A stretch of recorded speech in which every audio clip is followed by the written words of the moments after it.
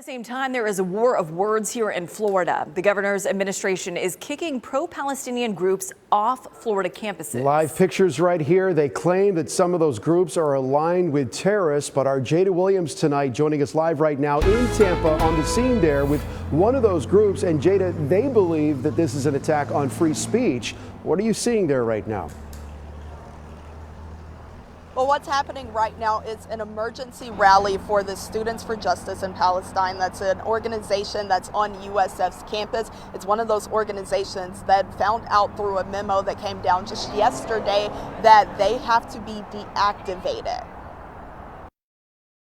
Free speech or the alleged open support of a terrorist group? That's the question surrounding the Students for Justice in Palestine organization on the University of South Florida's campus. We've all invested so much time into this group, and for it to just all be discredited in the way and viewed in the way that it's being viewed is just, it's heartbreaking. Liali Shalabi previously served as president of the campus group, the same group now banned by the State University System of Florida. If you just looked at the USF SJP page, they released a statement weeks ago when everything started that they condemn violence of all forms. State University System Chancellor Ray Rodriguez issued a deactivation memo Tuesday, saying the group on USF's campus and UF's campus openly aligned with a terrorist group. It pulls out this line in the national organization's toolkit, quote, Palestinian students in exile are part of this movement, not in solidarity with this movement, adding it's a felony in the state to knowingly provide support to a designated foreign terrorist organization.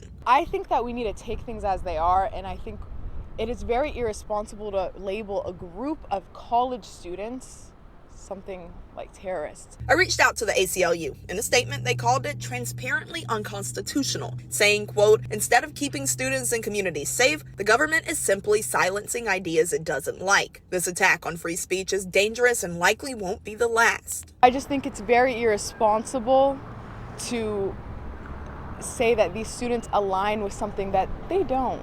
On October 9th, Chancellor Rodriguez issued a letter titled Legal Obligations to Protect Jewish Students. It explains the 2019 and 2023 laws surrounding public schools and incidences of anti-Semitism, pointing at, quote, pro-Hamas student groups. It reads, quote, educational institutions must fully protect Jewish students from any anti-Semitic discrimination and physical attacks and make it clear anyone who violates the law will be punished to the fullest extent of the law. But to Shalabi, I just think that students shouldn't be targeted for promoting peace and celebrating their culture. and as I mentioned, there is an emergency rally happening right now because of that memo that came down. And those students, as well as other supporters in the community, not just Palestinians, not just Muslims, but the entire community has come out in support. They are walking closer towards USF where that rally will continue. It's set to wrap up at about 6 o'clock tonight. Now, just minutes ago, I also received an update from USF. They say that they did receive that memo, but as of right now, they haven't officially deactivated the organization. It's all still under review.